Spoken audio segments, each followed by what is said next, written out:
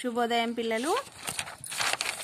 మనము విభక్తులు ప్రత్యయములు అనే పాఠాన్ని నేర్చుకున్నాం కదా ఇదివరకు. దానిలో చూడండి, బహువచన ప్రత్యయములుగా ఉపయోగపడును. ఉదాహరణ దేనువులు, గోవులు, వృక్షములు. సంబోధన అంటే పిలుపు.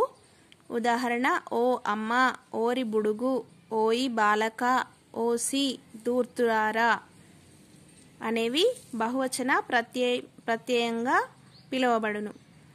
రాముని తండ్రి దశరథుడు. అతడు తన పుత్రులను చక్కగా పెంచి పెద్ద చేశాడు, చదువును చెప్పించాడు. రవి రాజును గూర్చి ఎదురు చూశాడు, హరి అతని గురించి మాట్లాడాడు. ఇవన్నీ ద్వితీయ విభక్తి ప్రత్యయాలు. రావణుడు వరబలం చేత గర్వించాడు, సీత అతనిచే అపహరింపబడింది. రాముడు కోతి మూకతో లంకకు వెళ్ళాడు, లక్ష్మణుడు తన అస్త్రం తోడ ఇంద్రజిత్తును చంపాడు. ఇవన్నీ తృతీయ విభక్తులు ప్రత్యయాలు.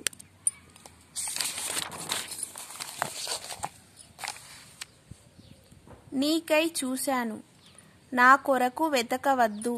ఇవి చతుర్థి విభక్తి ప్రత్యయాలు. దొంగ వలన భయము వద్దు, పోలీసులు వారికంటే బలవంతులు. నేరమును పట్టి శిక్ష వేస్తారు. ఇవి పంచమి విభక్తి ప్రత్యయాలు.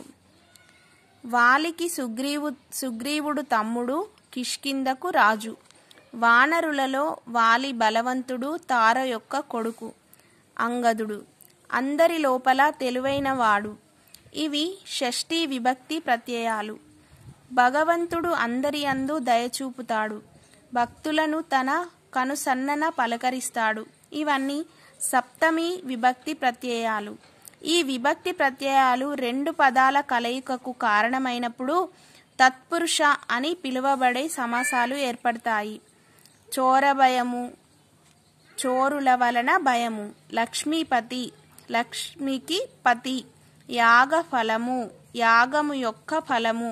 ఇటువంటివన్నీ కూడా తత్పురుష అని పిలువబడే సమాసాలుగా ఏర్పడతాయి.